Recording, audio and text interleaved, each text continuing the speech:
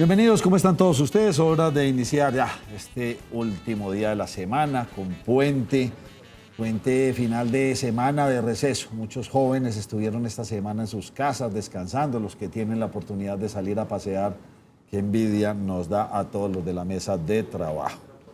Días grises, no como muy de vacaciones, pero bueno, sigue moviéndose este país. Ya estamos a 2 semanas de las elecciones de alcaldes, gobernadores, diputados, concejales. La cosa política se mueve y ahí van todos haciendo su campaña por todas partes.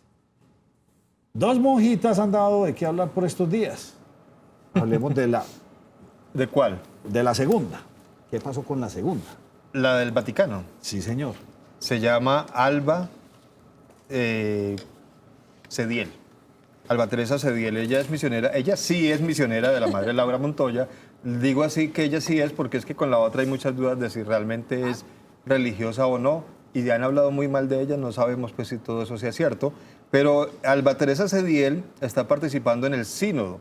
El sínodo en el Vaticano es una reunión de obispos pues normalmente se hace de todo el mundo, pero esto es un sínodo de la Amazonia porque el Papa Francisco citó a los obispos del área de influencia de la Amazonía para hablar del tema de la Amazonía y de digamos que de las misiones en esa zona de Colombia y toda el área de influencia de la Amazonía en otros países que tienen influencia también. Pues ella llamó la atención y puso a hablar a todo el mundo y ha generado mucha polémica porque está hablando muy duro sobre el papel de las mujeres en la iglesia. Usted sabe, Nacho, que las monjas, las mujeres que son religiosas, tienen prohibido oficiar misa, no pueden absolver eso de los santos óleos y todas las cosas, no pueden bautizar. Y ella dijo durante su intervención que muchas de esas cosas en las zonas donde ella presta el servicio las tienen que hacer las monjas porque no hay sacerdotes suficientes. Hasta la han acusado de apóstata y de hereje y todas esas cosas, pero llamó la atención una monja colombiana hablando en estos términos ante el Papa Francisco. Si quiere escuchamos, Nacho, lo que realmente ella dijo. Cuando el sacerdote no puede hacer presencia y se necesita que haya un bautismo, pues nosotras bautizamos. Si hay la posibilidad de que alguien se quiere casar, pues nosotras hacemos también presencia y somos testigos de ese amor de esa pareja. Y muchas veces nos ha tocado escuchar en confesión. Que no nos escuchen, no hemos dado la absolución, pero en el fondo de nuestro corazón nosotros hemos dicho con la humildad de que este hombre o de que esta mujer se acerque a nosotras por situaciones de enfermedad y ya próxima a la muerte, nosotros creemos en que Dios Padre también actúa ahí.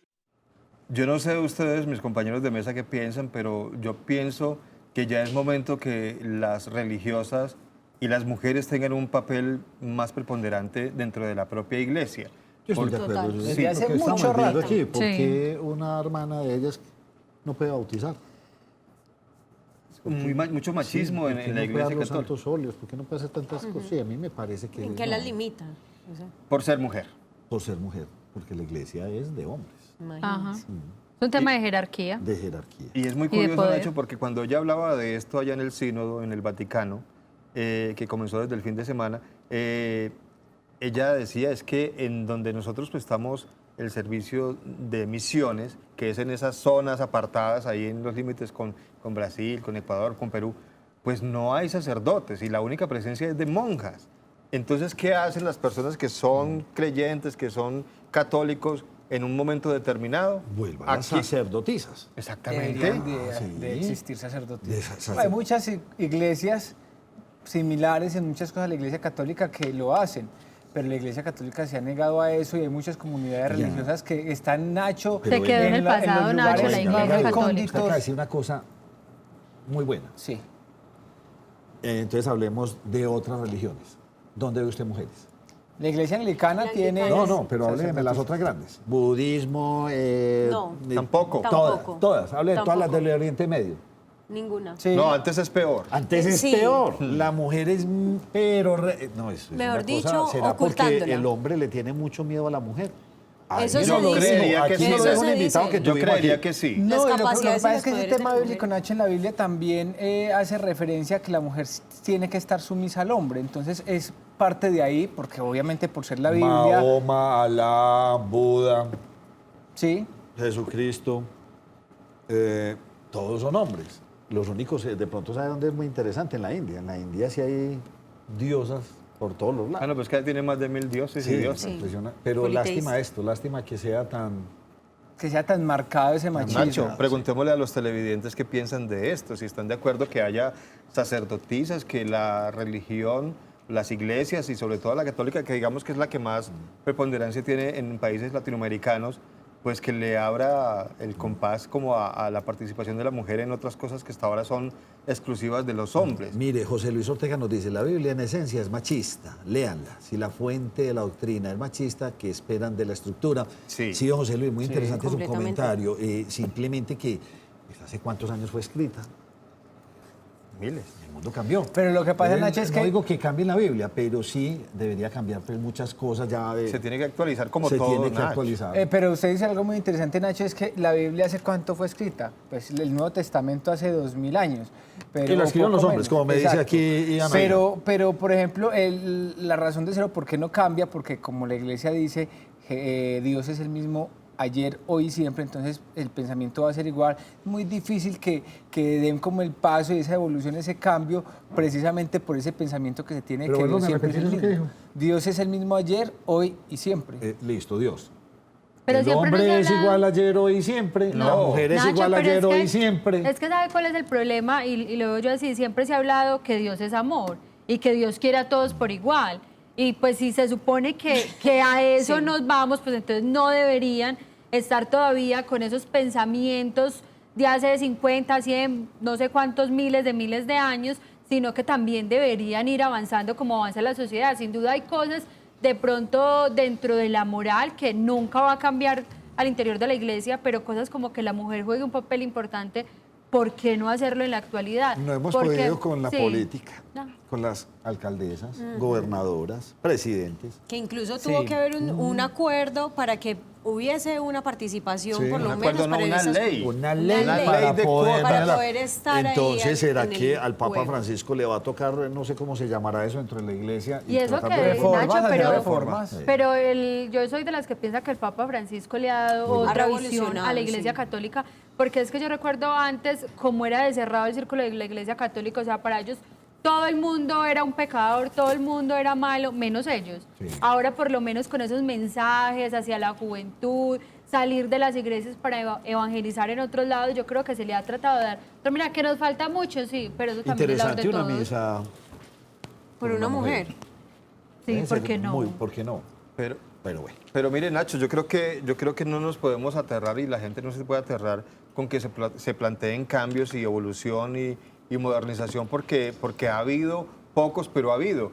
¿Se acuerda? Bueno, se acuerda no, porque no nos tocó a nosotros, Nacho, no estamos tan viejos, pero lo que sabemos es que antes la misa se daba de espaldas y en latín. O sea, eso era una falta de respeto, que no le daban la cara a los feligreses y en otro idioma, en otro idioma, en otro lenguaje, y eso cambió.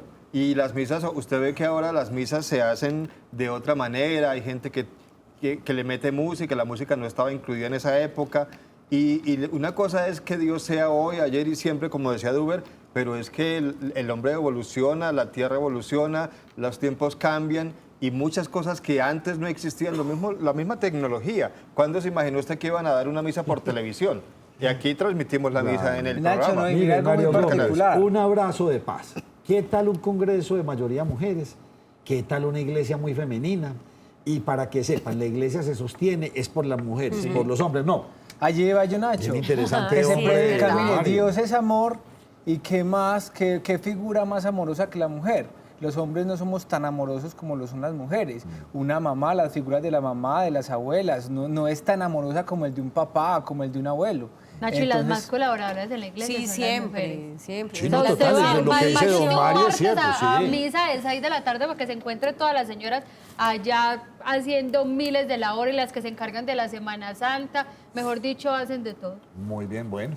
Queda ese planteamiento bien interesante, gracias a los televidentes por darnos sus opiniones, pero el mundo está cambiando a una velocidad impresionante. Claro, bien interesante Porque no, eso. no podemos quedarnos estancados de cuando se escribió la Biblia. John Jairo Estrada, todo es un proceso, llegará el momento en que la iglesia acceda más. ¿Por qué será una necesidad? Ya no hay tantos hombres en los seminarios y con vocación. Y ahí viene la otra, la iglesia debe orientar los cambios en la sociedad. ¿O es la sociedad? Esa es la pregunta. Buena, don José Luis Ortega. Mire, John Jairo Estrada, Nacho, perdone que le interrumpa, habla aquí de necesidad, y es que les toca modernizarse, Nacho, porque es que esas normas como tan estrictas y esas cosas como tan arcaicas hacen que la gente se aleje, y por eso hay tantas religiones y tantas sectas y tantas congregaciones y la gente se va para otro lado.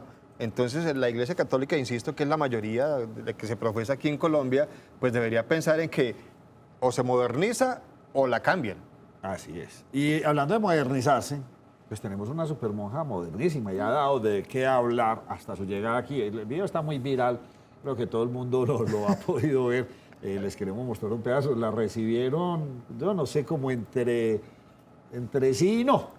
Nacho, ¿usted se refiere a la monja de la que estuvo? No, Ella se llama Adriana la Torres. monja política, que nunca habíamos visto tampoco eso. Pues, o sea, o sea, lo que dice hermano, se tiene que modernizar. Bueno, ya se están Y lo que modernizando. pasa, Nacho, es que sí, hasta en eso la iglesia tiene que modernizar, porque los sacerdotes, las comunidades no permiten, no les permiten los obispos que se metan en el cuento político.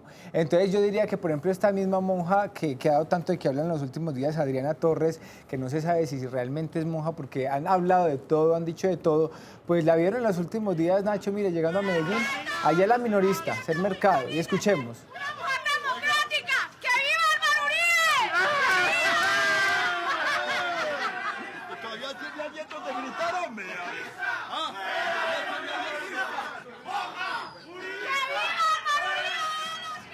¿Le han sacado el lado positivo? Le ha sacado el lado positivo a esto, Nacho. Usted la ve ahí, sigue Pero venga, con sus sáqueme arengas. una duda. Si es hermana, no es hermana, pero si es monja, no es monja. Han salido un montón de historias por Sí. ahí, que ella va y pide eso y que para regalarlo y que vaya después y vende todos esos mercados. Salieron un montón de historias. Pues Nacho, la comunidad a la que ella dijo que pertenecerá acá en Medellín dice que no aparece en ese registro. Y lo que se habla es que ella hacía el usual, o hace un mercado usual allí en la minorista. Unas veces pide y donde le dan, pues lo recibe y lo que le hace falta lo compra y va y lo lleva a otros lugares de la ciudad, especialmente a Bello Oriente, y vende como algunos paquetes de mercado. Allí también dice la comunidad en Bello Oriente que es una mujer muy polémica, que es de carácter fuerte y que Pero se la vende gozó, y ahí está, se la también da. gozó. Entonces no se sabe. Don Diego García, recuerden una cosa. Perdóneme, don Diego, que esto se bajó porque siguen llegando mensajes. Recuerden una cosa, las sociedades como la latinoamericana tiene una característica bien interesante y es que la cultura oral es transmitida y sostenida por la mujer. Eso contrasta con las sociedades occidentales, y en eso tiene toda la razón, que se caracterizan por ser una cultura impresa. Impresa, me imagino que debe ser, hace referencia a lo escrito. Sí, las famosas matronas, es que aquí la mujer ha tenido un papel importantísimo. Pero por allá escondidita, lamentable eso, pero ¿quién sostiene? ¿Quién es la última consejera? Madre no hay sino una, bueno, en fin, todo lo que queramos decir Nacho, sería pero poco. ¿sabe qué? Yo creo que muchas veces no solo se lleva al ámbito de la religión, y usted ahorita lo mencionaba, y ahorita a mediodía yo hacía una reflexión también con el tema del medio ambiente y que cabe perfectamente a este tema del machismo y demás. Es que todos hablamos del machismo y qué horrible, que lo uno y que lo otro, pero hacemos algo para evitarlo, hacemos algo para decir qué pena es que yo también puedo. O sea, siempre nos quedamos y reprochamos, pero nunca hay nada de acá para allá que pueda cambiar precisamente la sociedad en la que vivimos. Y todos vamos poniendo de a granito, en algún momento esto tiene que cambiar. Póngale la firma. No, y además porque es que finalmente también una de las causas del machismo, hay que decirlo, fue también la misma crianza Sí, de las total. mujeres, en el que decían, no, mijo, ¿usted cómo va a lavar la ropa o lavar la loza? No, ¿cómo le ocurre coger una escoba? Esas mismas clases de acciones en las que relegan solamente los oficios del hogar a las mujeres por ser mujeres, es lo que también va marcando la brecha para crear más machismo en nuestra sociedad. Casi siempre son las mujeres, vea, en algo tan sencillo, hasta el cuidado de los hijos. Vaya, vea usted una entrega de notas y eso están todas las mamás. Vaya, busque usted un papá, encuentra 2 o 3 Ay, mis y si hermanos. acaso, Mis hermanos iban a la entrega de notas. esos son los 2 o 3. Sí. Ustedes acaban de poner un tema bien complejo, lo traeremos aquí a la mesa próximamente. Ahora ya estamos que terminamos toda esta historia política y ya volveremos a tener nuestro programa otra vez con estos pequeños debates y estas charlas que nos entretienen tanto aquí en Nos Cogió la Noche, la primera mesa de opinión de Antioquia, y sobre todo en Antioquia, que se dice que es un departamento bastante machista, caracterizado por eso. Tema bien importante. Vámonos y dejemos ya la espiritualidad y vámonos. ¿Qué pasó entonces? Sacaron A lo comunicado mundano. a lo mundano, al Tesoro, en el centro comercial El Tesoro, con, pues no sé si es un cerramiento preventivo de 3 locales, ayer lo contamos. ¿Qué fue lo que pasó? Sí, señor. Vea, pues resulta que la Secretaría de Salud no se pronunció frente al tema porque, pues, al parecer la vocera no se encontraba acá, pero se envió un comunicado, Nacho, donde dice que se hicieron visitas permanentes a diferentes establecimientos en la ciudad, locales y centros comerciales, y ahí están viendo ustedes las imágenes, donde se identificaron algunos aspectos por mejorar y por eso se toman medidas sanitarias en este caso. Dice que independientemente de los procesos, la labor de la Secretaría de Salud para garantizar la seguridad y la salubridad es rutinaria y hace parte del trabajo diario. Y dentro del proceso jurídico y administrativo, los establecimientos pueden realizar los cambios y mejoras correspondientes con el fin de solicitar el levantamiento de la medida. Yo le Pero voy a decir una cosa, Liliana. dígame. Estoy completamente de acuerdo con estas labores. Sí. Me parece que son prudentes, Garantía. es llevar... La prevención. No, es que, pues, o sea, es que vemos mucha informalidad en el sector de alimentos, obviamente no de estas marcas de las que les pasó esto, pero esos controles en bueno y es llevando a todos estos restaurantes a que tengan una ética y que tengan unos controles bien buenos. Claro, Nacho, y por eso tampoco, y yo soy de las que piensa que, por ejemplo, en estos casos tampoco es de satanizar, sino No, que para nada. puede que muchas veces se les pasen cosas a uno por alto, es que tener una cocina, tener todo eso, el tema de alimentos no es así de fácil. Y pues el centro comercial, como usted lo mencionaba, también envió un comunicado de prensa donde dice que es respetuoso de las decisiones de las autoridades que con frecuencia realizan estas visitas de inspección a las diferentes instalaciones, y dicen que tienen conocimiento de las visitas realizadas por la Secretaría de Salud por parte de la Alcaldía de Medellín a los diferentes establecimientos, verificando según sus parámetros y cumplimientos de la normatividad vigente. Habrá que esperar, Nacho, me imagino que se cumplirán con las medidas de salubridad, llamarán a la Secretaría de Salud y se levantarán estas medidas. Bueno, a nuestro fan destacado, que no sé en qué idioma o qué tipo de letra es, nos dice lo siguiente: aquí en esta casa es al contrario, yo hago de papá y mamá. Todos los días salgo después de las 2 de la tarde a recibir mi bebé hermosa, que es la única que me da el ánimo para continuar en el trabajo. Gracias a Dios le doy por esta bebé tan hermosa, que es la que me ha dado la energía para continuar. Nacho, Qué vea, bueno, yo- me alegra ese comentario. Yo soy del mismo pensamiento suyo. Yo Se sí llama soy- Samuel, Nacho. Ah, se llama Samuel. Yo soy dedicado a mis hijos, me encanta. A mí, y una de las cosas que les prohibí desde niños, que en mi casa pues tampoco funcionó mucho, pero recuerdo que si uno no decía señor o señora, pues uno era regañado. Y a mí donde Sí, me señor. digan Tome, señor, no, a mí carajo. que me digan papá, apá, taita, como quieran, pero eso pues señor. No, perdóneme, es que son sangre, la sangre de uno. Son Sí, los pero igual huesos. yo le digo a mi papá, o papi, o gordo, o gordito, pero también señor. Yo Sí, no, señor, a mí no, que no me señor. digan señor. Que Nacho, que con respecto al tema de la inclusión de las mujeres ahí en la participación en la iglesia, Otra vez. no, a propósito de los comentarios que están escribiendo. Sí, en Nacho, de Facebook, todas maneras no nos olvidemos que la sociedad antioqueña tiene una fuerte y marcada carencia judía. Sí. No sé si carencia o incidencia, comprobado que los países paisas tienen sangre hebrea, sí, siga duda. Nacho, y que es muy particular porque yo soy católico y yo voy mucho a misa y me parece muy particular que en la hora de la comunión las ministras salen a repartir la comunión y usted ve la mayoría, por lo menos el 50%, cuando ve que es una ministra, se van para la fila del padre y le pasan por encima a la ministra, o sea, no entienden el señor, significado. yo he Sí, visto es eso, verdad. sí, Entonces también las he visto, la sí, misma y todo el mundo se sociedad las va para haciendo sí, lado. señor, y qué No buena les acotación. gusta. Y a mí me ha tocado una oportunidad, y uno ve que todo el mundo sigue El padre. al padre. Bueno, Prefieren hacer la fila. Don Edgar Jiménez, gracias por sus comentarios. Saludos, Nacho. Mi admiración, saludos a todos los integrantes de la mesa. ¿Será que somos muy, a don Samuel, seramos que somos muy, o sea, seguimos siendo machistas en términos Mucho. políticos, en Mucho, términos de Nacho. iglesia? Ay, pero eso sí, cuando tenemos que llorar y tenemos que ir a buscar abrigo a dónde vamos, a donde la mamá. ¿Y quién nos tiene la puerta abierta en cualquier dificultad y en cualquier problema que tengamos en la vida? Siempre. La mamá. Y nunca nos van a dejar de perdonar absolutamente todo. O sea, tenga usted problemas de drogas, de vicios, de mujeres. Usted siempre va a tener a su mamá ahí lo va a escuchar, le va a echar cantaletica, porque esa es una función muy chévere de las mamás. Pero no importa, Nacho, Pero uno hay se le que- quedan. sí. Y yo espero que los papás cambiemos, que ya los papás estemos, yo pues me considero muy buen papá, entonces espero estar en esas circunstancias. Bueno, doña Yasmín, ¿qué tiene para contarnos? Bueno, Nacho, le comento una noticia muy positiva y es en el municipio de La Ceja porque se entregaron 60 filtros para el tratamiento de agua potable. Estos 60 filtros los recibieron familias de diferentes veredas del municipio de La Ceja y esto lo hicieron gracias a una ayuda internacional, pero también a la Fuerza Aérea Colombiana a través del programa de profesionales oficiales de la Reserva del Comando Aéreo Combate número 5. Con ellos lo que se hicieron fue llevar estos tanques para potabilizar el agua y enseñarles a las comunidades la forma en cómo se debe de utilizar para darle el adecuado tratamiento a este bien que lo utilizan obviamente para diferentes necesidades. Con esto es un aporte que se le hace más al campo desde la ruralidad y desde la Fuerza Aérea Colombiana en el municipio de La Ceja. Digamos que ya, Germán nos va a dar una noticia. Digamos que. Digamos que. Digamos que nos dé la noticia. No, Germán, ¿y qué le pasó a su alcalde?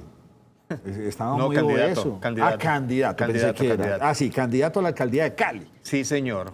Jorge Iván Ospina, él ya fue alcalde. Muy bien. Pues mire, todo tiene que ver con una publicación que hizo el diario El País de Cali, donde se habla de una citación por unas acusaciones que le estarían haciendo a Jorge Iván Ospina por celebración indebida de contratos y sin lleno de requisitos. El señor Jorge Iván Ospina, que es candidato actualmente a la alcaldía para repetir allá, dice que desde el diario El País le están haciendo una campaña de desprestigio y que todo tiene que ver porque ellos apoyan a otro candidato, que es el señor Alejandro Eder, que estuvo también en el gobierno pasado. Él es de allá y también es candidato a la alcaldía de Cali. Pues decidió entrar en huelga de hambre exigiendo que los señores del diario El País se retracten, que rectifiquen la información que dieron, porque según dice que es el que estamos viendo ahora, Jorge Iván Ospina, ahí fue cuando hizo el anuncio, él no tiene ninguna citación, no ha llegado, se ha enterado por las redes sociales de que supuestamente lo están investigando por ese tipo de delitos, pero en el diario El País hablan de que ya hay una fecha determinada, que él tiene que responder y que eso pues lo pondría allí en la picota pública y con sus aspiraciones, digamos que embolatadas a la alcaldía de Cali. Huelga de hambre, no sabemos, él dice que indefinida. Vamos a ver hasta cuándo soporta él la huelga de hambre. Curioso, Nacho, porque entre la gente de Cali ahí en las redes sociales son muy crueles. Ay, Y veía por ahí ¿dónde alguien no? que le ponía una mesa llena de comida para el señor Ospina. Ojo, mire, terrible, terrible. Pero mire, la protesta del señor es de esa manera porque está exigiendo rectificación y que los señores dejen de hacerle campaña de desprestigio. Bueno, quedémonos ahí un poquitico en política. Salieron encuestas, Lili. Sí, señor, encuestas que realizan 3 medios nacionales. Les vamos a mostrar la ficha técnica para que todos estén muy pendientes precisamente de quiénes son los medios que contratan esta encuesta. La realiza Inbamer, ahí están viendo ustedes la ficha técnica, Noticias Caracol, contratada Blue por Blue, Radio. Noticias Caracol Muy y bien. Semana, y pues se midieron varias ciudades. Les voy a mostrar primero, obvio, la ciudad de Medellín, cómo van los porcentajes. Alfredo Ramos por el Centro Democrático. Ellos han realizado 3 encuestas y aquí hacen pues el balance, cómo le ha ido a los candidatos precisamente en esas 3 encuestas. En la última, Alfredo Ramos marca un 36,2%. Sube Nacho más o menos aproximadamente un poquito más de 6 puntos en esta encuesta. Pues que Daniel los primeros 4 han crecido. O sea, los de primeros 3 han Beatriz crecido Ráez bastante. subió en la segunda y en la tercera no tanto, pero por ejemplo, vea, Daniel Quintero pasó de un 8,2 a un 21,4 y ahora está en un 25%, quiere decir que subió un 3 punto algo por ciento. Santiago Gómez ha subido en todas las encuestas, es como uno de los candidatos que mantiene como un crecimiento, según las encuestas que se han publicado, comenzó con un 2,6, en las realizadas por Inbamer se fue a un 7,1% y ahora se encuentra en un 15,1%, quiere decir también que subió entre un 7 y un 8% en esta última encuesta realizada por Invamer. 2 semanitas. Dos Vamos a semanitas, ver cómo Beatriz cambia. Rabe también, Nacho de 3,8 pasó a 6,2 y ahora está en 6,9, también va subiendo. Y los demás candidatos, Nacho, pues ahí encontramos a Juan David Valderrama con un 4,5%, Juan Carlos Vélez con un 4,2% y Víctor Correa con un 3,3% de intención de voto en este momento en la ciudad de Medellín. Miren, Nacho, por ejemplo, el tema de voto en blanco. En la encuesta de la mitad, es decir, en la segunda estaba en un 4,7% Sí, ya rebajó. y ya ahora Ya la está gente en un ya va 3,5%. definiendo. Sí, ya la gente como que va entrando más. Estas 2 semanas son cruciales. Sí, total. Pero Y van a los salir últimos 5, muchas Nacho, encuestas. Ya deberían de evitar el desgaste. No, está bien, ahí está. No, pues esa Por es lo la, menos van esa es la hasta el final. democracia. Esa sí, esa es Venga, la y vamos a ver la de democracia. Bogotá también. La de Bogotá, sí señor, también tenemos la de Bogotá, Nacho, donde pues ahorita hablábamos un poco acerca del Ay, tema sí, y la están mire, viendo ustedes. esa sí es inversa. Es así, sí señor. Ha pasado algo curioso, muchos dicen que Carlos Fernando Galán, que lo están viendo ahí, que en este momento marca de primera, prometió y dijo, no me voy a aliar con nadie, me voy solo.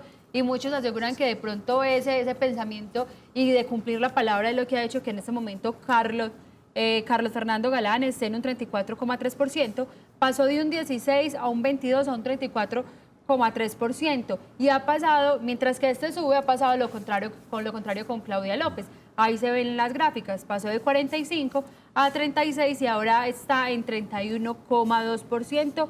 Miguel Uribe Turbay estuvo en la primera en 5,2%, en la segunda subió al 22,3%, pero en esta tercera vuelve y baja al 18,3% y Holman Morris, pues en la primera 5, en la otra 13 y vuelve y baja al 10%. El voto en blanco Sí, subió en la última. subió en la última, subió en un 5,4%. Muy bien, ahí lo tienen, el panorama de las 2 ciudades que en este momento nos interesa. Nacho, le escribe el padre Elkin, el de la catedral, ¿Qué dice nos lo dice? siguiente. La dificultad no es la fe, es el manejar una franquicia. La iglesia como estructura de Dios es una cosa, la iglesia como edificación o como comunidad es otra distinta.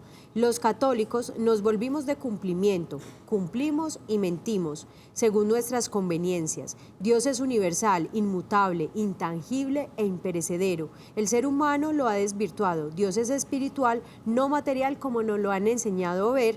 Y dice lo siguiente, le propongo que hagan un debate sobre la religiosidad popular. Ya que están hablando de Cali, puedo Ahí anunciar está. una situación que le pasó a un compañero, doña Merce Restrepo, don Germán, que es el que conoce muy bien Cali, porque es de allá, a Germán Mendoza, la puede hacer inclusive por intermedio, por este lado. ¿Quién es Biafara? Biafara es un Jugador jugador de fútbol. Sí, ¿no? tiene un nombre que a uno no se le Fue olvida. campeón con el Once Caldas. John Sí. Biafara, pues él fue capturado hace un tiempo, Nacho, por tema de narcotráfico y estaba pendiente de extradición. Es este que vemos ahorita acá. Inclusive él estaba pidiendo que lo extraditaran, él confía más en la justicia de Estados Unidos y quería que se lo llevaran para allá. Pues en las últimas horas, Nacho, hoy el presidente Iván Duque, después de que la Corte Suprema ya había autorizado la extradición de John Biafara a Estados Unidos, pues firmó la extradición y se hará efectiva en cualquier momento, Nacho, porque él tiene que responder ante una Corte Federal de Estados Unidos por ese tema del delito de narcotráfico, conspirar para llevar cargamentos de cocaína, no eran mucho, eran como 5 kilos o algo, pero eso para los gringos es suficiente. Sí, sí, no la perdonan. Claro, llevar cocaína para Estados Unidos, que todo indica que él estaría conspirando para esto, participaría en el narcotráfico y por eso se firmó ya la extradición, Nacho, solo hacerla efectiva. Acuérdese que primero pasa por la Corte Suprema que aprueba o no la extradición de una persona, la Corte ya la había aprobado y solo estaba pendiente que el presidente la firmara y ya se hizo. Muy bien. Bueno, ¿alguien quiere complementar con algo? Nacho, Rubén, yo le- antes de irnos a una pausa. Bueno, entonces está bien. Así está bien. Entonces, déjeme después de la pausa vuelvo bueno. con usted porque todavía nos faltan varios cortes. Volvemos enseguida a Nos cogió la noche. En el periódico El Mundo publicamos de manera rápida y efectiva edictos, prestaciones sociales, invitaciones a asambleas, convocatorias, liquidaciones y lo mejor, a un precio muy competitivo. ¿Qué esperas para comunicarte con nosotros? Llámanos al 264-2800, extensión 322 y con gusto te atenderemos. Estos son los recomendados de Nos cogió la noche. Itagüí trabaja por mejorar los tiempos de desplazamiento y la movilidad en la ciudad y el sur del Valle de Aburrá. Gracias al convenio con el área metropolitana, iniciamos la construcción de los intercambios viales La Ayurá e Indoamérica, megaproyectos soñados por la comunidad. León Mario Bedoya López, alcalde. En movilidad, Itagüí sigue avanzando. Tranquilidad inmobiliaria, eso es BRG SAS, donde podrás vender, comprar o arrendar tu inmueble de forma confiable y segura. Centro Comercial Oviedo Local 3185. BRG SAS consigue un hogar feliz para ti. Vamos a hablar de un tema que no es de viernes, pero lo tenemos. Con don Camilo Betancor, psicólogo criminalista. Bienvenido, don Camilo, ¿cómo me le va? Muy bien, ¿y usted? Muy bien, hombre. Asesinos en serie. Enseguida vamos a hablar de este tema. Doña Liliana, ¿usted qué más tiene para contarme?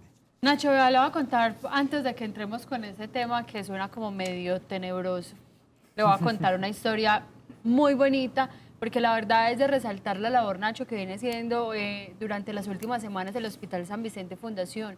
Y es quererle cambiar la cara y de pronto tanta tristeza y dolor de todos esos niños que se encuentran en urgencias, que se encuentran hospitalizados por algún motivo, por alguna patología o enfermedad.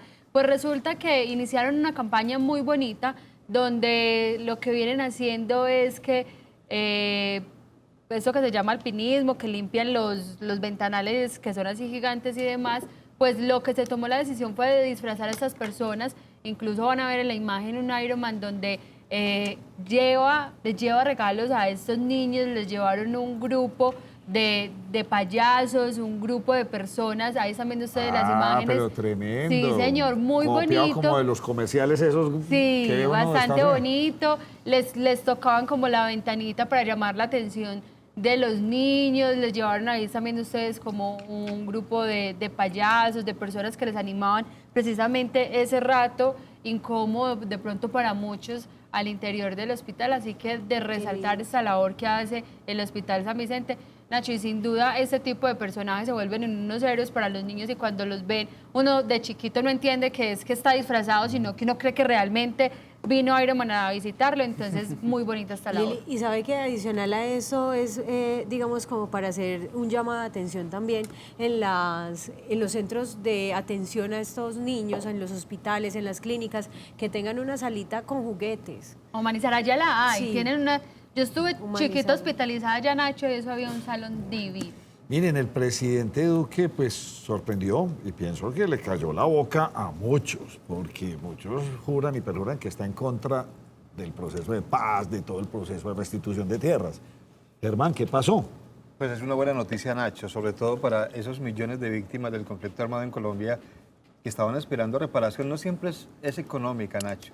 También tiene que ver con la verdad, con la no repetición y todo lo que incluye la ley de víctimas. Y había un temor porque no se hiciera una prórroga de la ley de víctimas que lleva 8 años en el 2019 y que en el 2021 pues finalizaba su vigencia. Pues hoy el presidente Iván Duque acaba de firmar la prórroga por 10 años más de esta ley de víctimas. Hasta el momento, Nacho, 11 billones de pesos se han invertido en 1 millón de personas.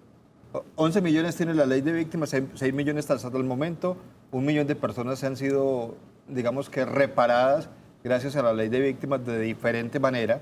No todo es económico, vale la pena recalcar, porque hay otro tipo de reparación que se hace con estas personas. Obviamente se habla de más de 8 millones de víctimas, es mucha gente durante todo el conflicto armado en Colombia, de todos los actores armados, inclusive agentes del Estado, y pues 10 años no es suficiente todavía, Nacho, pero al menos hay esperanza de que se avance un poquito más en el resto de víctimas que están ahí haciendo Germán, la cola. Yo difiero de usted.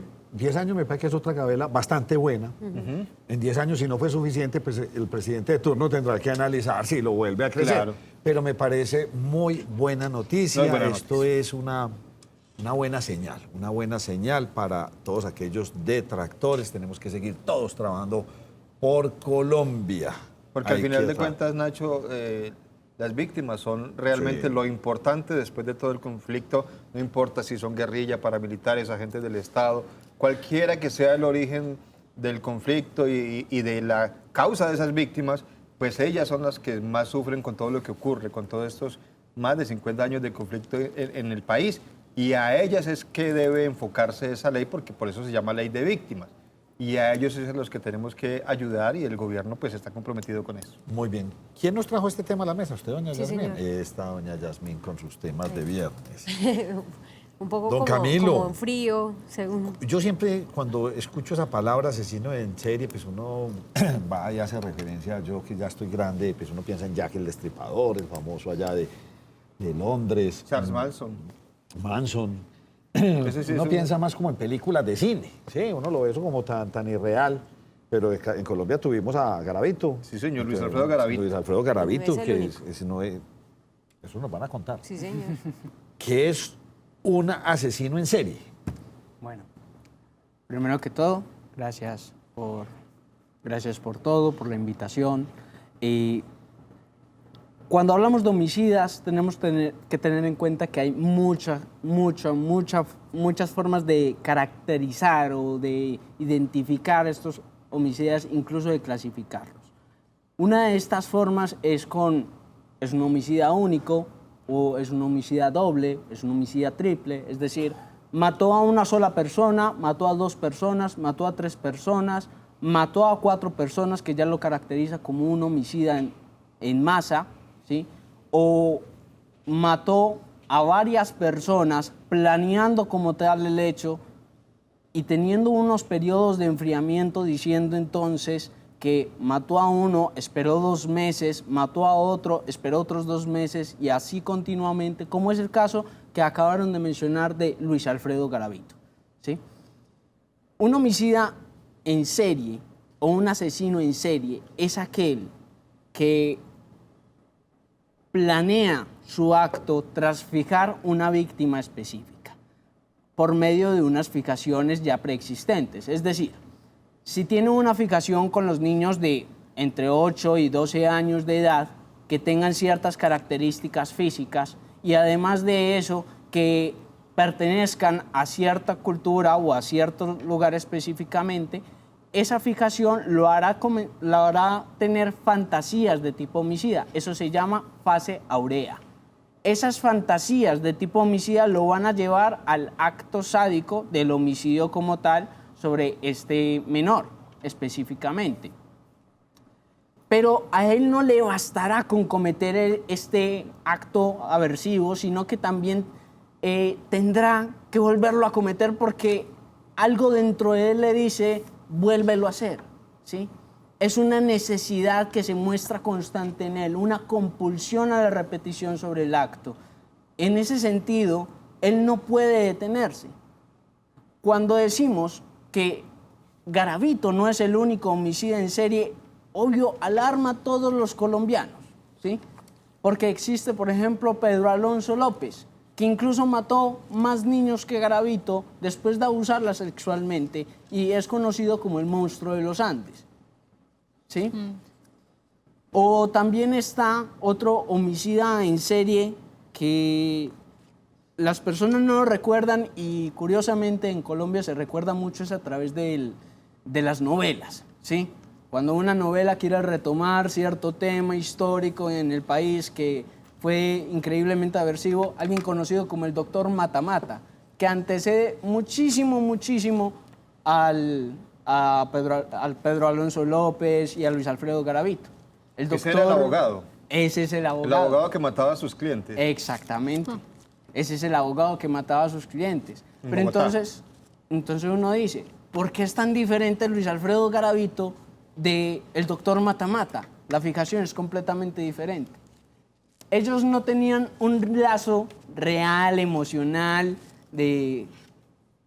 con sus víctimas. Realmente no lo tenían, pero sí se presentaba una fijación y en razón de esa fijación una meta.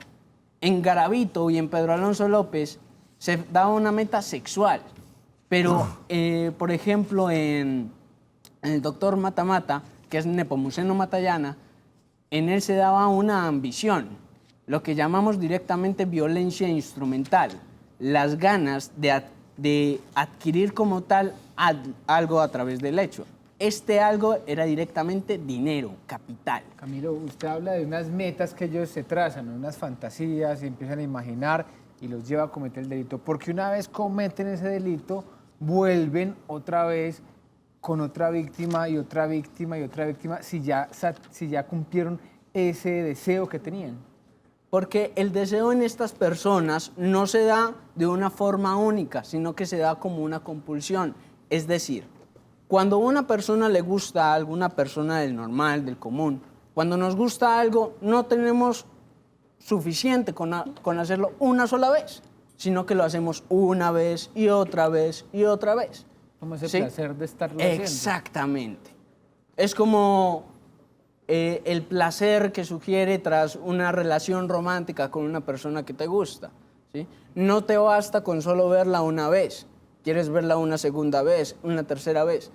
Eso sería en el plano de lo normal. Ahora fijémonos que en estos casos no se da el plano de lo normal, sino que estos individuos precisamente tienen una distorsión en su proceso de pensamiento, en sus fijaciones de tipo sexual, no le gustan como tal objetos que uno dijera normales, entiéndase por objetos en psicología lo que llamamos el hombre que le gusta a la mujer o incluso otro hombre, pero en este caso se dan unas fijaciones del hombre que le gusta a un niño de 3, 4 o 5 años, ¿sí? Esa fijación ya de por sí estructura una perversión o una desviación de tipo sexual, ¿sí? Aparte de eso, va vinculado a unas fantasías de tipo sádico. ¿Y por qué se da esa perversión? Vamos a eso. Hay que agregar que se dan fantasías de tipo sádico, es decir, no solo es que le gustan los niños, le gusta lastimarlos, le gusta hacerlos sufrir, le gusta además asesinarlos. Y si les gusta todo esto y lo hacen, no les bastará con hacerlo una sola vez. Ahora, frente a tu pregunta, estas fijaciones se estructuran desde la época de la infancia y obedecen a una patología, ¿sí? A lo que nosotros llamamos una enfermedad mental, ¿sí? Estas enfermedades mentales pueden ser realmente muy variables.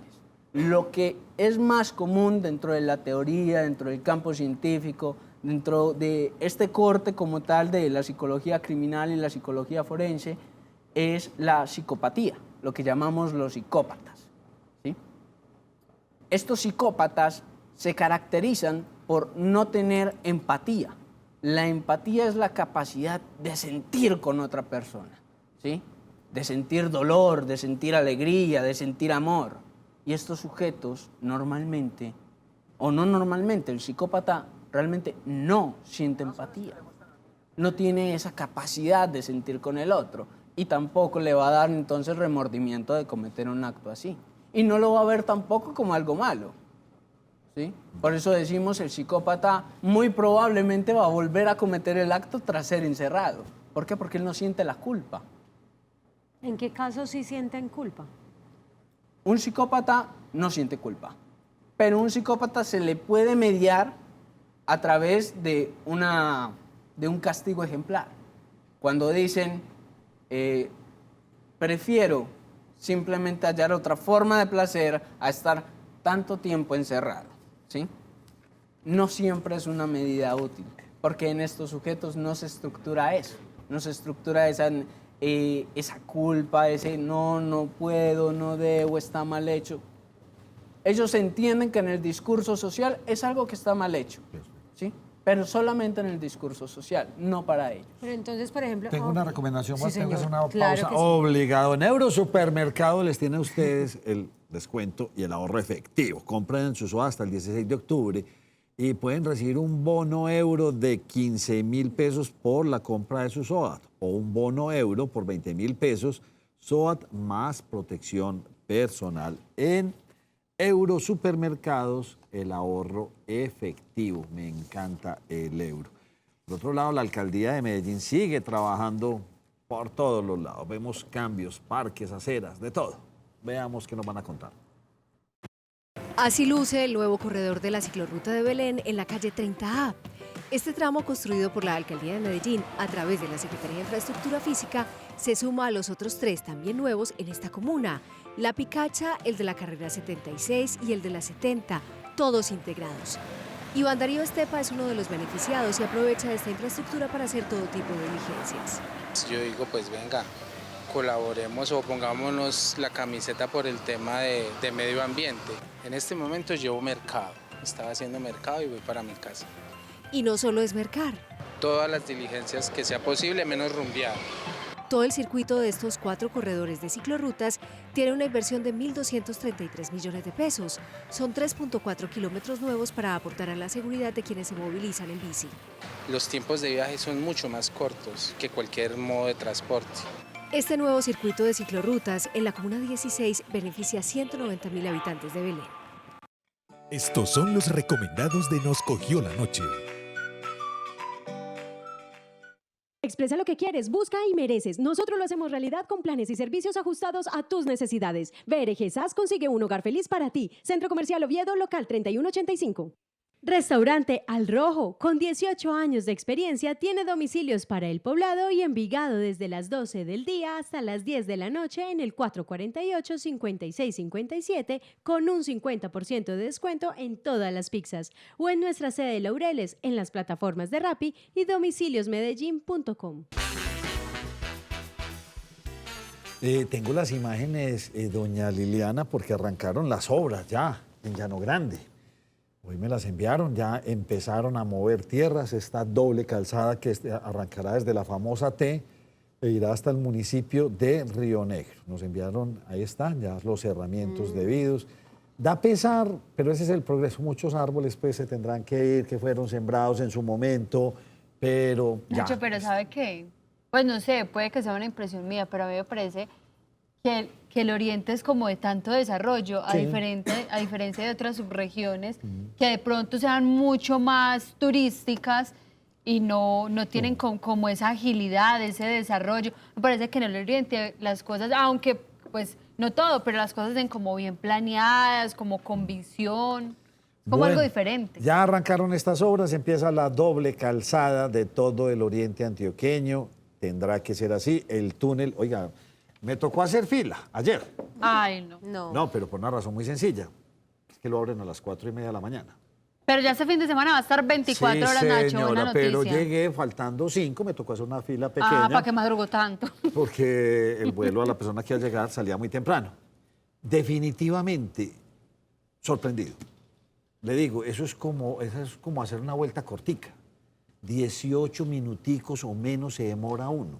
Va uno y no siente uno ir hasta el aeropuerto y volver. Medellín estaba realmente necesitando esto. Sí, Qué bueno, señor. lo abren a las 4:30 de la mañana, pero ya usted dice que este fin de semana estará abierto las 24 horas. sí, Y me imagino señor. que poco a poco irán incrementando ya. Sí, lo dejándolo que pasa, todos los Nacho, días. es que en esos primeros mesecitos lo que se estaba haciendo era como calibrar los equipos Sí. electromecánicos, mirar cómo era el proceso, y me parece que es responsable, o sea, mirar cómo iba avanzando y pues ya se hace la ampliación del horario 24 horas este fin de semana, con puente incluido.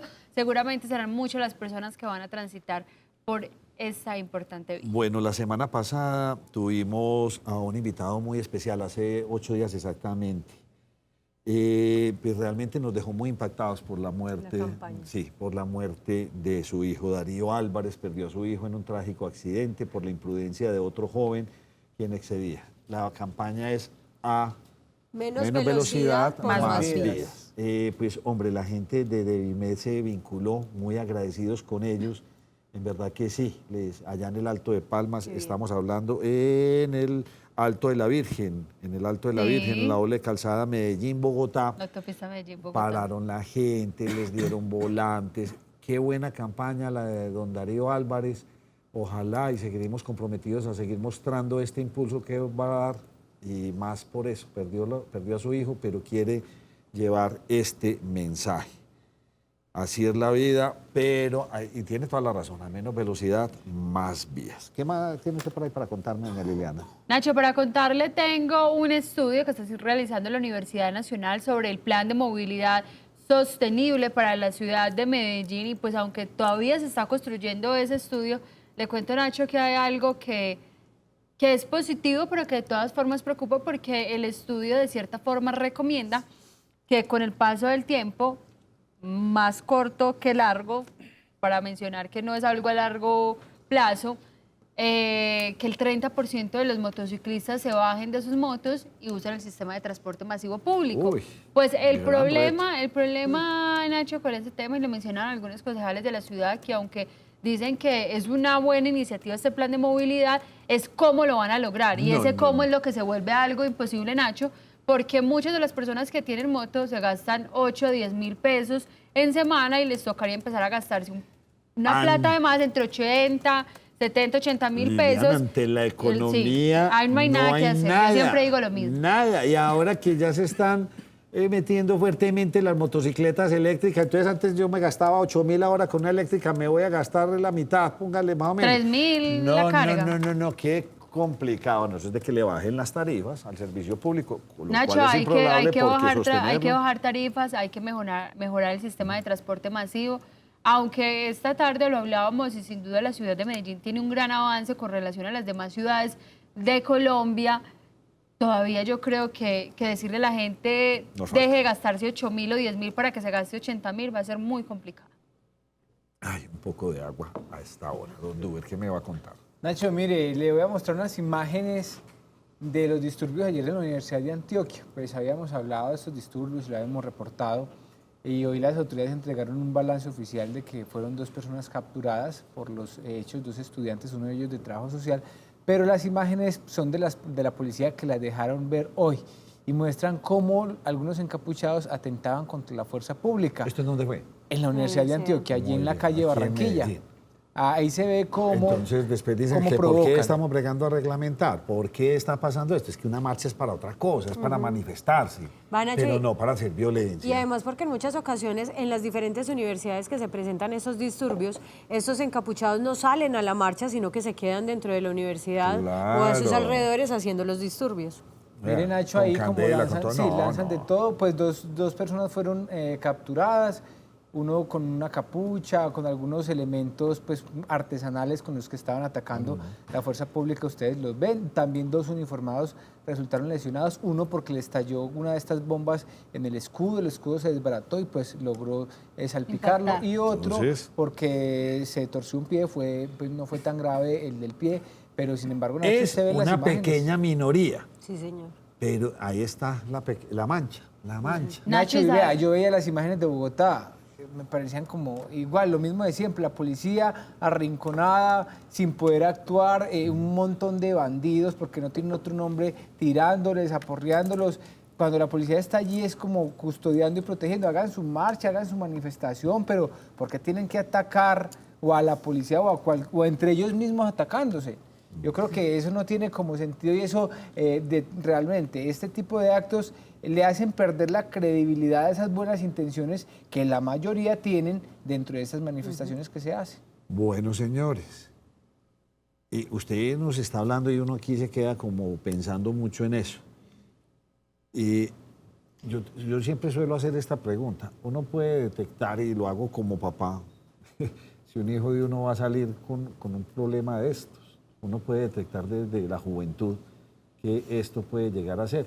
Y la otra pregunta es, ¿los sicarios entonces son asesinos en series? Que no les duele.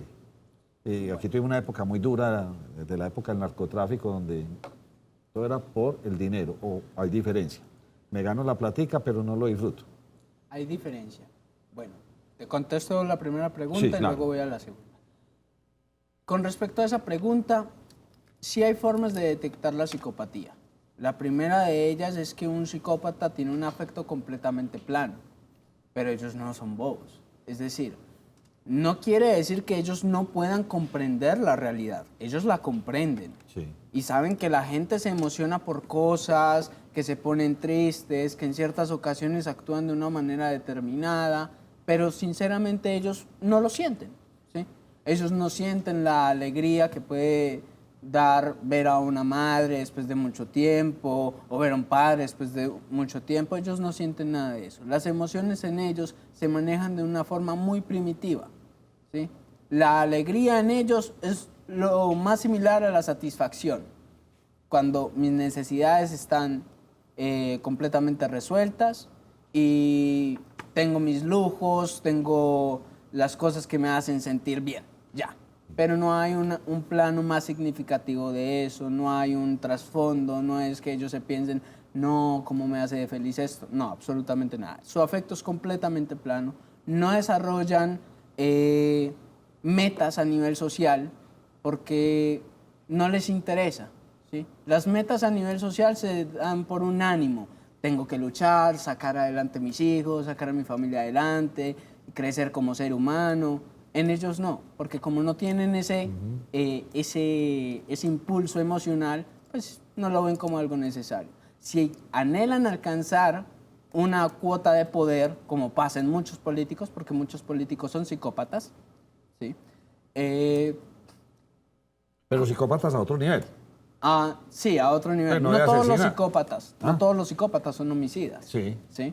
Hay psicópatas en empresas, hay psicópatas políticos, hay psicópatas en el ejército, en la policía, en diferentes áreas realmente. ¿Sí?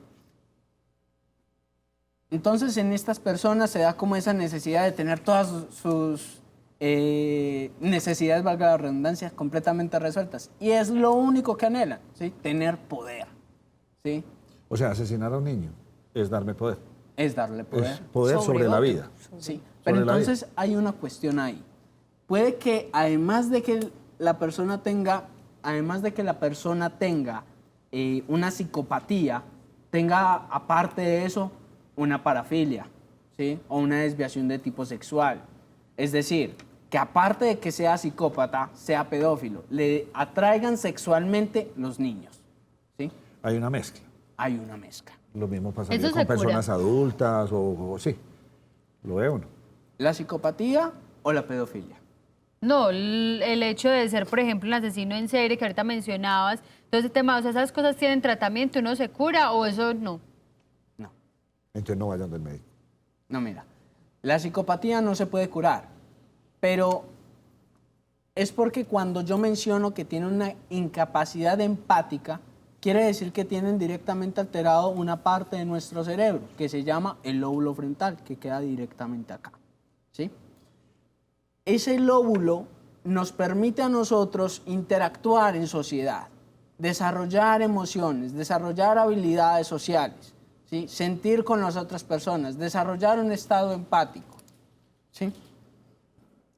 La empatía, como dije anteriormente, es la capacidad de sentir con el otro, pero es gracias a algo que se llama neuronas espejo.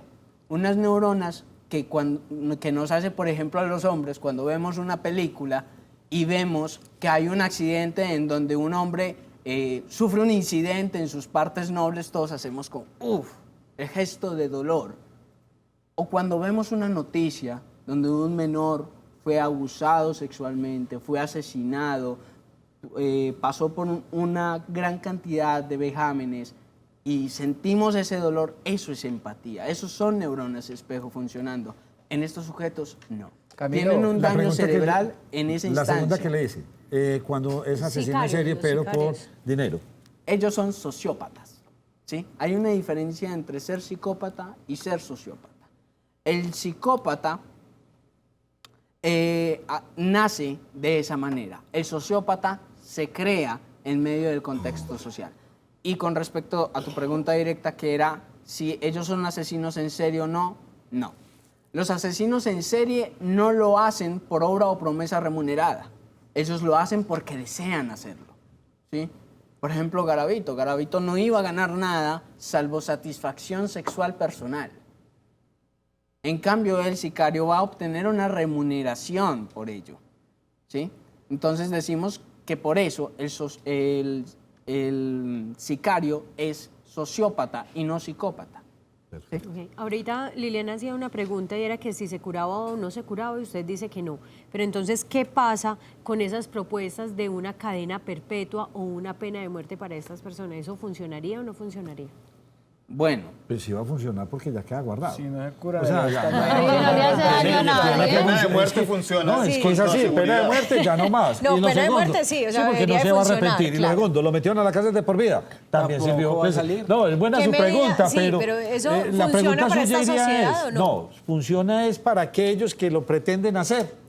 Que les dé miedo, que les den cadena perpetua o una condena de muerte. Sí sirve para evitar el delito. Eso es No, la... sí, realmente es eso. No.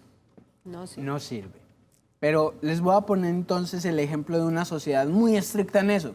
Estados Unidos, en donde la pena capital estuvo avalada por tanto tiempo, donde se asesinó, perdón, donde se asesinó por orden estatal a muchos homicidas en serie, a violadores de niños, jamás eso fomentó como tal que estas personas dejaran de cometer estos delitos, ¿sí? Que dejaran de aparecer nuevos violadores, que dejaran de aparecer nuevos homicidas. Jamás lo impidió. ¿Por qué? Porque es un síntoma social, ¿sí? No es que una persona nazca mala o nazca un asesino. Y eso normalmente sale en clases, cuando a los estudiantes le preguntan al docente, profe, dígame si estas personas nacen o se hacen. Ninguna persona nace siendo un homicida. Ellos se vuelven en el discurso social unos homicidas, unos pedófilos, unos pederastas, ¿sí? ¿Pero por qué? Porque están en medio de un ambiente completamente insano, donde el discurso violento es completamente normalizado, ¿sí? O en ocasiones, porque viven una serie de disfunciones emocionales, como fue el caso de alguien, no sé si ustedes conocen el caso, un homicida serial colombiano conocido como el heladero siniestro. ¿No? No. El nombre de por sí ya da un poquito de miedo, ¿sí? Pero Dura, anótelo para... Para su algo, sí. El heladero siniestro. El heladero siniestro recogía niños, ¿sí? Y los masacraba y se disfrazaba obviamente de heladero. Y el motivo por el que hacía todo eso era un acto de venganza hacia su vida que había sido completamente horrible por el trato con su madre. Lo mismo pasa con Pedro Alonso López, el monstruo de los Andes. Su madre lo maltrataba demasiado y él lo único que hizo fue repetir ese acto en niñas, y aquí está el dato importante, completamente iguales a la madre cuando era joven. Yo tengo una inquietud, o más bien preguntar si usted conoce este caso. Camilo, cuando yo vivía en el Valle del Cauca, escuchábamos una historia del monstruo de los mangones. Manglares, ¿será? Mangones. Manga que llaman acá, allá le llamábamos mangones. No. Y eso hay inclusive, hay información sobre esto, que comenzó en el 63, con la desaparición de un niño que era voceador de periódicos, y fueron apareciendo cadáveres, y otros que decían que los sacaban de los cementerios y era para hacerle daño al gobierno. Es decir, en las casas había terror y lo amenazaban a uno con: éntrese temprano que va a aparecer el monstruo de los mangones. Casi como ese monstruo de los Andes, pero se hablaba de otra persona, que era una persona de tez negra, con el pelo ensortijado y no sé qué más cosas, y hasta lo describían y todo. Eso está entre mito y realidad, porque en efecto hay registros de la aparición de varios niños asesinados en una época allá en Cali. ¿No han conocido ustedes sobre esa historia? No, sobre ese caso específico no.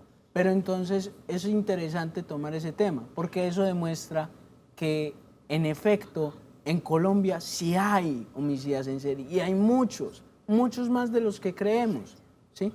Pero el motivo por el que pasa eso, de no conocer nuestros propios homicidas, es que aquí tenemos una constante de olvidar nuestra propia historia, de olvidar nuestros propios terrores, nuestros propios monstruos. Incluso hay un libro que se llama Los monstruos en Colombia sí existen, ¿sí? Y es un libro muy interesante porque le devuelve a Colombia esa historia. Venga, aceptemos que aquí sí hay este tipo de personajes, pero no solo para decir mea culpa, sino para decir cómo vamos a hacer para prevenirlo. Y eso es algo increíblemente importante, porque no solo basta entonces con decir, no, apliquemos pena capital o hagamos cadena perpetua, no, sino qué podemos hacer para prevenir que estos sujetos como tal aparezcan en el Estado como tal, aparezcan en el país, ¿sí? Desde una verdadera educación, desde una verdadera observación sobre los niños, sobre evitar ambientes de violencia en el núcleo familiar, en el escenario social, desde identificar rasgos psicopáticos en los colegios, cosas que son importantísimas. Porque entonces aquí inclusive hasta los televidentes lo dicen para que usted pueda hacer su última pregunta que nos cogió la noche. Hay psicópatas y asesinos y todo que vienen de muy buenas familias. Y digo buena familia, no prestante ni de dinero, sino familias normales. Con valores. Con valores, pues, familias, papá y mamá sin problemas de drogas, alcohol, están. O sea, tampoco tener una buena familia, pues una familia estable quiere decir que mi hijo vaya a salir bien. Tiene más probabilidades de sobrevivir, pero... Entiendo. La probabilidad de volverse un homicida o de volverse un sociópata, ¿sí?, en medio de un ambiente completamente insano, pues obviamente crece. Sí. Pero un psicópata, como dije, nace. Y es una disfunción de tipo cerebral.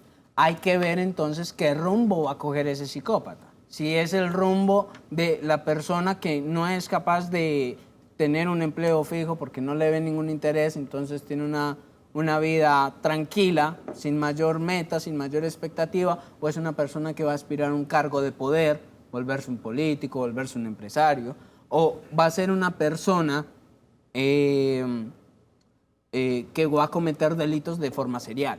Entonces uno tiene que decir qué rumbo va a coger ese psicópata, ¿sí?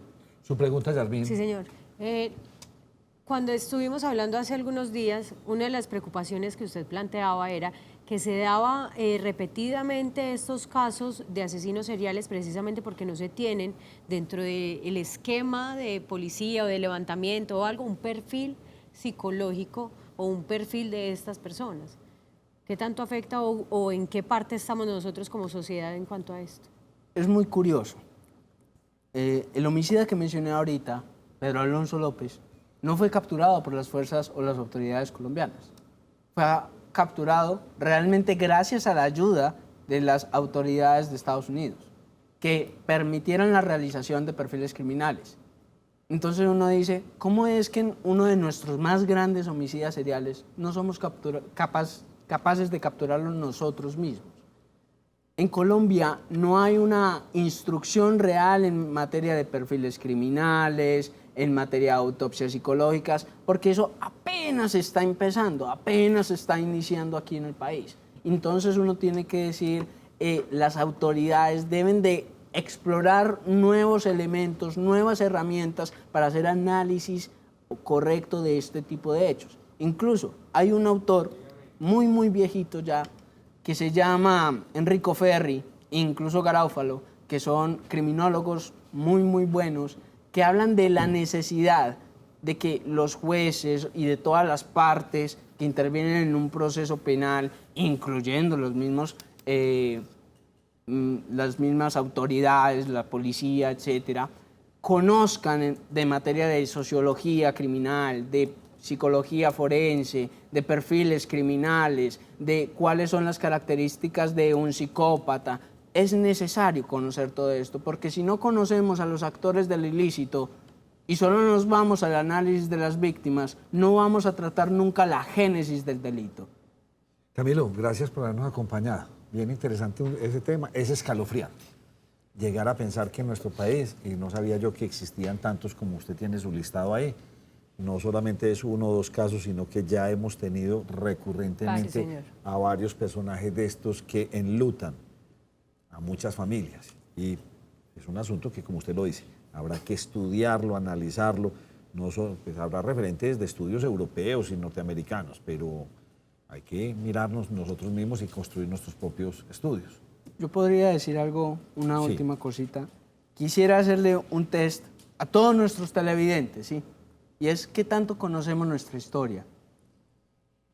Tomás Maldonado Cera, Freddy Armando Valencia de Montserrat, Luis Gregorio Ramírez, Yadira Narváez Marín, Daniel Camargo Barbosa, Manuel Octavio Bermúdez, Pedro Alonso López, Rubén Villalobos Herrera, Luis Alfredo Garavito, Luis Alberto Malagón, Campo Elías Delgado, Nepomuceno Matallana, Elber James Melchor Bañol, Fernando Uribe Noguera, Adolfo Enrique Arrieta, Javier Velasco, Joaquín Enrique Aldana, Orlando Pelayo, José Enrique Palacio Vélez, María Percelia Martínez. Esos son nuestros más grandes homicidas. Y ya ¿A están. quienes conocemos? Y están juzgados todos. A unos, Pues, a unos las cuantos, fotos que pero estamos- cuantos muy pero Las poquitos. fotografías que estamos viendo es todos juzgados.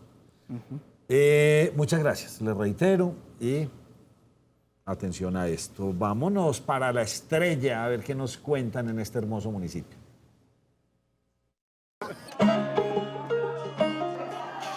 A estos abuelitos de La Estrella, la celebración del mes del adulto mayor los devolvió a sus años mozos, a aquellos tiempos donde bailar, reírse y disfrutar de la vida era su única preocupación.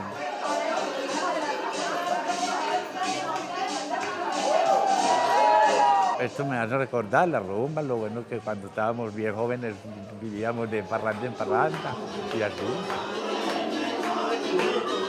Y es que hasta el asilo El Rosario se convirtió en el mejor espacio para celebrar la vida. Durante toda una tarde, los adultos mayores que residen aquí disfrutaron de la música y una buena compañía. Lo divierten a uno mucho, le cambian el ambiente mucho a uno acá. Cada uno satisfecho, contento.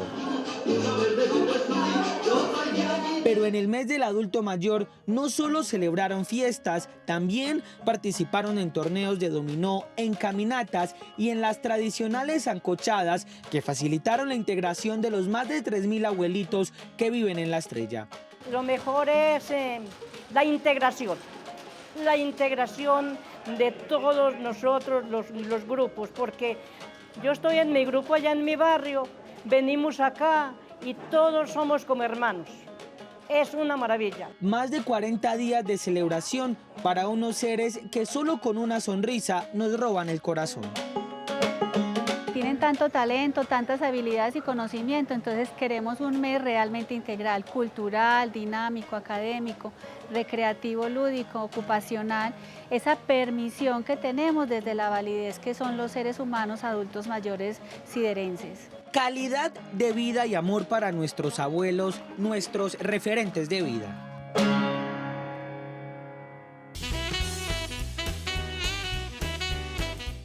Según dicen los reportes del clima, este fin de semana estará pasado por agua. Así hay que sacar el paraguas. Está pasado por cobijas también. Sí, porque hoy está haciendo frío. Don Germán, registrador nuevo rápidamente para irnos. Alexander Vega Nacho se llama él, fue expresidente del Consejo Nacional Electoral. Sí. Ya había estado en algo relacionado. Mire, le hicieron la elección en un concurso de méritos donde participaban los presidentes de las altas cortes. Todos los presidentes de las altas cortes sacaron de 50 y pico que se habían presentado, al final quedaron 10 que cumplían con los requisitos, los más altos puntajes, y él obtuvo en promedio el más alto puntaje. Pero este señor no se escapa a la polémica, Nacho, porque por allí en una época, como en el 2016, aparece involucrado en unas grabaciones donde decían que hablaba con el señor Otto Bula por el escándalo de Odebrecht y también con el ñoño Elías. Él dijo que no había hablado con Bula, sino con el ñoño Elías, pero de todas formas los dos involucrados en el caso de Odebrecht. Vamos a hacer una pausa y ya traemos, pero mucha información de todo lo que ocurrió hoy en nuestra ciudad, Colombia y el mundo.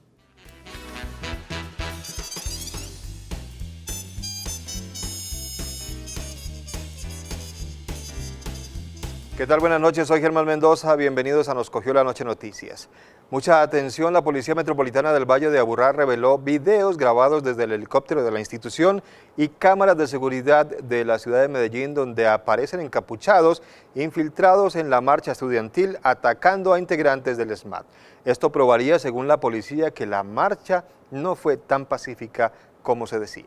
La Policía Metropolitana del Valle de Aburrá reveló algunas de las imágenes de los ataques a la fuerza pública perpetrados la tarde de ayer por parte de algunos encapuchados que participaban en las manifestaciones adelantadas en la calle Barranquilla por parte de algunos estudiantes universitarios. Estas personas lanzaron bombas Molotov, un sistema que utilizan para afectar directamente a los miembros de la Policía Nacional. En una botella lanzan combustible prendido con el fin de tratar de afectar su integridad, pero asimismo unos elementos nuevos que están utilizando para el lanzamiento de explosivos como ese catatucos, unos tubos que utilizan para poder darle más fuerza y más dirección a los explosivos que están utilizando. Según el oficial, durante esta confrontación, 2 policías resultaron lesionados. Uno directamente que tiene que ver con un artefacto explosivo que daña su escudo y posteriormente le causan las lesiones, y otro que mediante el procedimiento de captura que realizamos a una de estas personas que estaba lanzando artefactos explosivos sufre un esguince. Afortunadamente son lesiones menores, están siendo atendidos, pero igualmente el llamado es al respeto por los derechos de las demás personas. Ya que estamos en estas protestas solicitando el cumplimiento de unos derechos, tenemos que respetar lo de los demás a sí mismo. Uno de los estudiantes capturados cruza la carrera de trabajo social. A este le fueron incautados varios pasamontañas y otros elementos hechizos para atacar a la fuerza pública. La Administración Municipal de Medellín trabaja en la incautación de patinetas eléctricas que son abandonadas en el espacio público. Hasta el momento se han incautado 400 de estos vehículos. Según la Administración Municipal, se ha conformado una mesa de concertación con las empresas que prestan el servicio, pero curiosamente la empresa que más patinetas incautadas tiene se levantó de la mesa. Desde la Secretaría de Movilidad de Medellín aseguran que continúan con la operatividad para evitar que se deje en el espacio público las patinetas eléctricas. Mientras sale el manual de regulación del espacio público, nosotros como Secretaría de Movilidad nos anticipamos a emitir una circular con algunas recomendaciones para las personas que la están utilizando. ¿Cuáles son esas recomendaciones? Primero, que utilicen casco y que utilicen casco abrochado, que no transiten por los andenes, porque los andenes finalmente son para los peatones, que es el actor más vulnerable de la cadena de la movilidad, que pueden utilizar las ciclorrutas, pero a una velocidad máxima de 20 kilómetros por hora. Y también que si están utilizando las patinetas o las bicis eléctricas en la tarde-noche, que utilicen algún elemento reflectivo que permita que las personas lo puedan identificar con anterioridad. Según la Administración Municipal, una de las empresas de patinetas eléctricas que quiere operar en Medellín se levantó de la mesa, donde se está discutiendo la regulación de este tema. Ese operador trajo cerca de 700 patinetas a la ciudad y nosotros hemos incautado cerca de 400. Y las hemos incautado no porque no estemos a favor de este tipo de tecnologías, sino porque están invadiendo el espacio público. Y lo que no queremos es que se invada el espacio público y que esto se convierta en un desorden en la ciudad. Con las demás empresas se continúa el trabajo para determinar la forma en la que funcionarán con lo que se ha denominado la micromovilidad. Las autoridades capturaron a 3 personas señaladas de secuestrar a un comerciante a quien además le habían incumplido el pago de unos motores. El secuestro, según las autoridades, tenía como objetivo que esta persona les pagara más dinero. Un juzgado de Medellín impuso medida de aseguramiento en centro carcelario en contra de Darwin Alexander Quintero Castrillón, Gabriel Alejandro Arroyave Espinosa y Cristian Camilo Arias Quirós, de 25, 22 y 23 años de edad, por los delitos de secuestro extorsivo agravado y porte ilegal de armas de fuego de defensa personal. Los procesados fueron capturados por la policía en zona rural y urbana del municipio de Barbosa, luego de ser señalados de participar en el secuestro de un comerciante de la zona del Urabá, de su novia, de su contadora y de otros 2 acompañantes. De acuerdo con la denuncia formulada por el negociante, el pasado 30 de septiembre fue citado en un hotel de la capital antioqueña para recibir la suma de 145 millones de pesos, producto de la venta de varios motores fuera de borda. Explicó que los supuestos compradores los subieron a él y a sus acompañantes a un vehículo de alta gama y los llevaron hasta una finca del norte del Valle de Aburrá, donde le debían entregar el dinero. Según el denunciante, cuando llegaron al predio fueron amenazados con armas de fuego por varios encapuchados, quienes los despojaron de sus celulares y les notificaron que estaban secuestrados por disidentes de las FARC. La noche de este miércoles, los plagiarios dejaron en libertad al comerciante y a la contadora personal para que recogieran la suma de 2 millones de pesos a cambio de la liberación del resto de los secuestrados. La situación fue aprovechada por el hombre para denunciar el caso ante el Gaula de la Policía Nacional. Esa misma noche, los 3 secuestrados restantes lograron desarmar a uno de los centinelas y huir del lugar para alertar a las autoridades. Según el comandante de Policía Antioquia, en lo que va corrido de este año en el departamento han sido capturadas más de 8.500 personas por diferentes delitos. El 25% de estas capturas se han hecho con orden judicial y el 98% de las personas capturadas por homicidio permanecen en las cárceles. Según las autoridades departamentales, en lo que va corrido del año 2019 ya son cerca de 8.800 personas capturadas por diferentes delitos, donde el 25% de estas pertenecen a órdenes judiciales. Estamos superando en un poco más del 5% las capturas en relación a la cifra del año anterior en este mismo periodo de tiempo. Eso, digamos, destaca el trabajo y el compromiso que tienen los hombres y mujeres del Departamento de Policía de Antioquia en beneficio de la seguridad y convivencia de los antioqueños. Bueno, podemos decir que especialmente en lo que hace a los delitos de homicidio, un 98.5% se mantienen con medida intramural. El oficial aseguró que el número podría ser mayor, pues dentro de estas estadísticas no está registrado el número de personas capturadas por delitos menores, que usualmente no quedan con medidas intramurales. Estaríamos hablando que vinculadas al tráfico local de estupefacientes, estaríamos hablando de un 50% de las capturas. Eso deja ver de que tenemos una problemática muy seria, que no solamente se atiende desde el ámbito de la fuerza pública, sino también hay que atenderlo con actividades sociales e integrando otras instituciones a este esfuerzo que todos buscamos, mejorar las condiciones y luchar contra todo lo que es el tráfico local de estupefacientes. El Bajo Cauca, el suroeste antioqueño, así como el oriente, son los lugares del departamento donde se han producido el mayor número de estas capturas.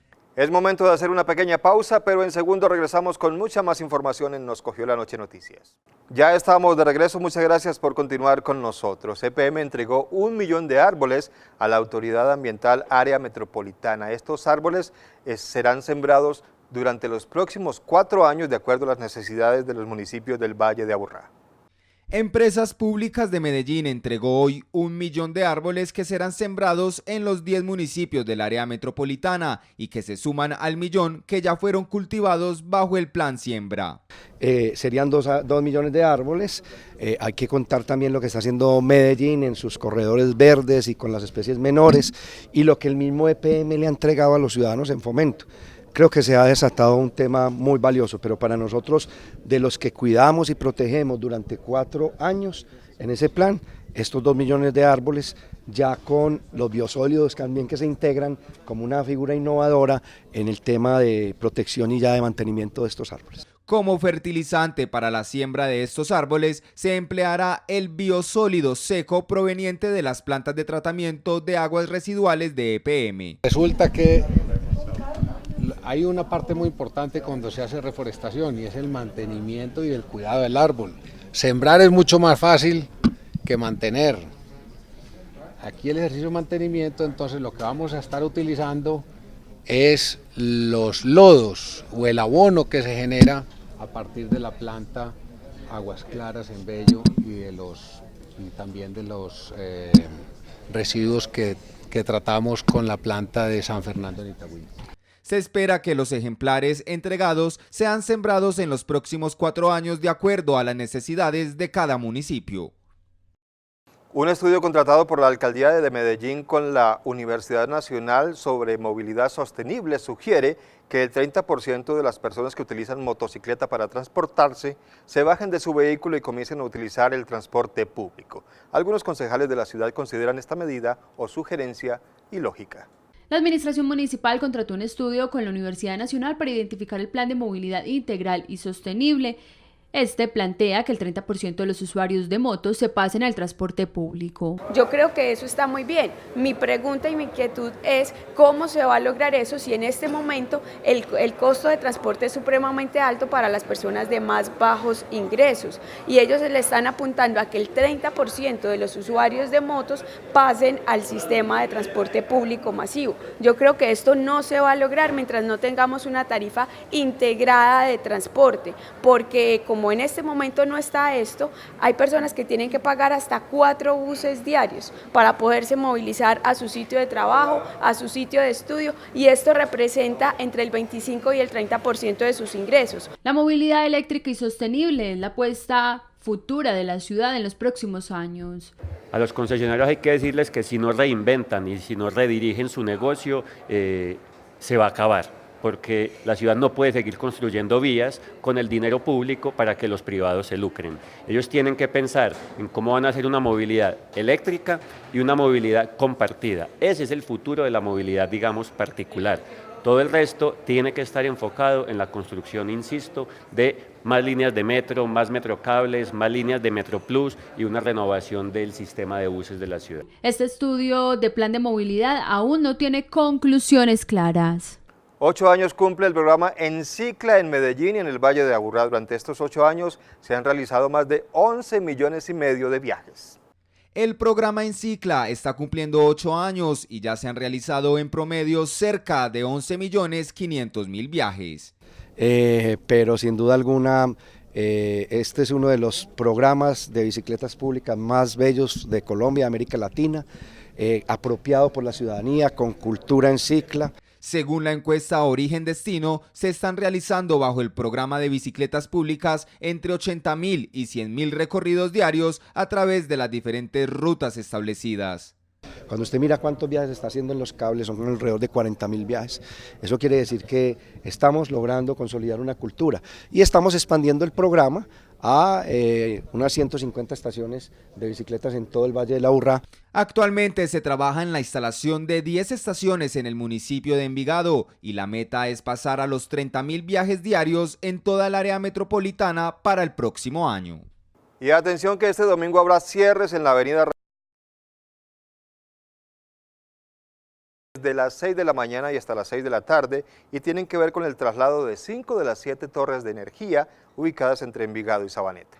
Este domingo 13 de octubre habrá cierre de la avenida regional entre el municipio de Sabaneta y Envigado por las obras de la ampliación de la vía distribuidora. El cierre se hace necesario para retirar 5 de las 7 torres de energía que se encuentran ubicadas en esta zona. Que el retraso que tuvimos en gran parte se debió a ese traslado que tenemos que hacer de esas torres de energía que hay ahí de las empresas públicas. Una gran colaboración de las empresas públicas de Medellín, porque se había presupuestado que se iban a demorar unos 3 meses y primero agradecerle a las empresas públicas la disposición, la disponibilidad, la voluntad y pedirle a los ciudadanos un poco de paciencia, pero cualquier trauma que haya en estos procesos, precisamente para que esta vía descongestione todo ese sur del Valle de Aburrá, que estoy seguro lo vamos a lograr.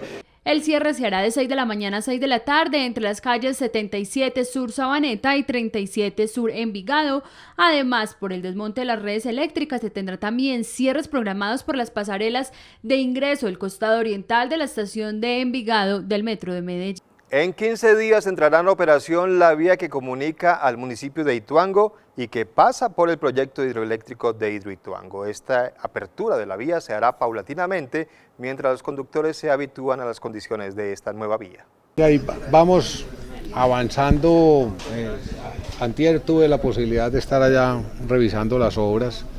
Ya se están terminando los andenes, ya se están colocando el alumbrado público alrededor de la presa y nos falta la última fase, que es la pavimentación. Eso va a estar en cuestión de 2 o 3 semanas, estamos listos. Vendrá un periodo de adaptación, o sea, seguiremos muy posiblemente con algunas, digamos,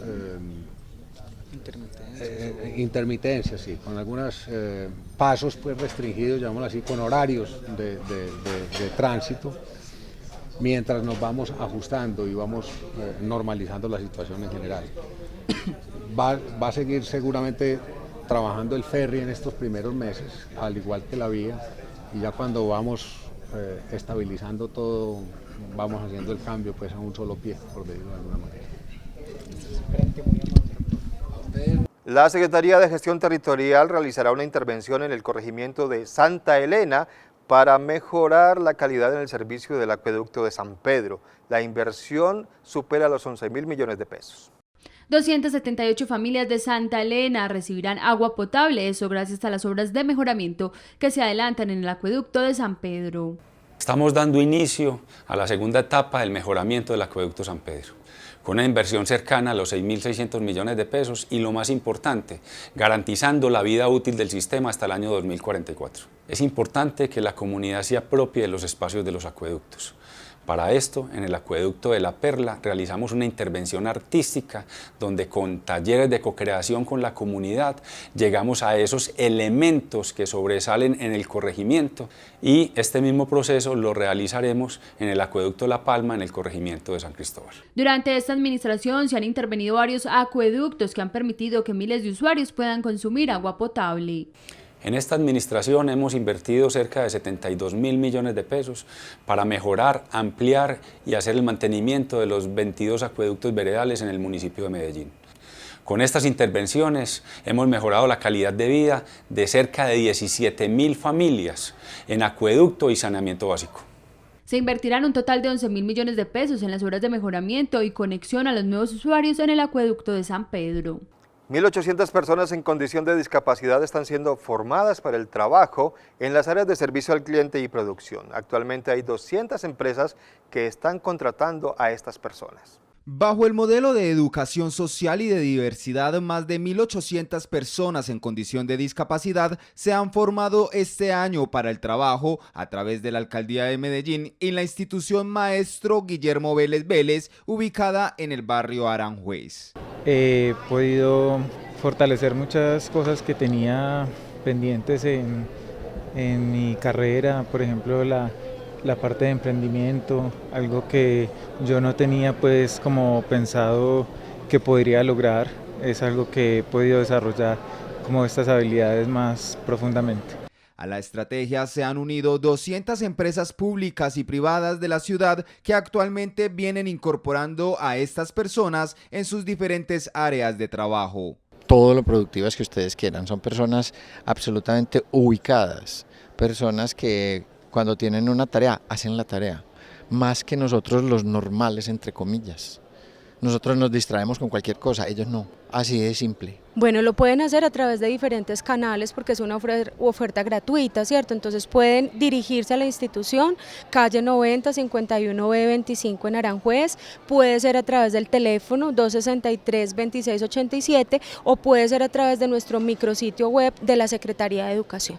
Apoyo al cliente, hotelería, carpintería, confecciones, emprendimiento, logística y cocina son algunos de los programas que hacen parte de este proyecto que en los últimos 4 años ha logrado preparar a más de 4.000 ciudadanos entre los 14 y 35 años.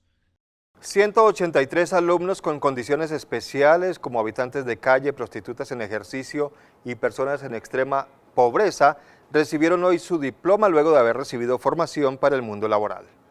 183 alumnos de la Escuela para la Inclusión Social de Medellín están listos para vincularse al mundo laboral luego de prepararse en habilidades para la vida y para el trabajo. Sacarlos de un contexto de vulneración, acercándoles una oportunidad de empleo. Esto es súper efectivo porque casi que le estamos ahorrando al sector privado formación en habilidades para la vida. Entregamos a una persona que ya cuenta con todas las habilidades.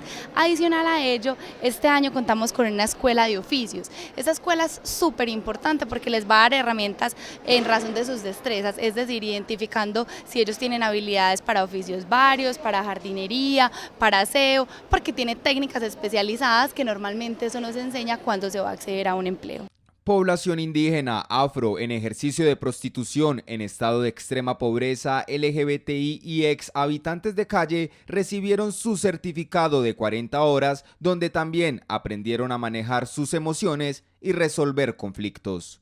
Desde mi experiencia logré identificar como la parte en cuanto a lo que es el saberles llegar a las otras personas, ¿cierto?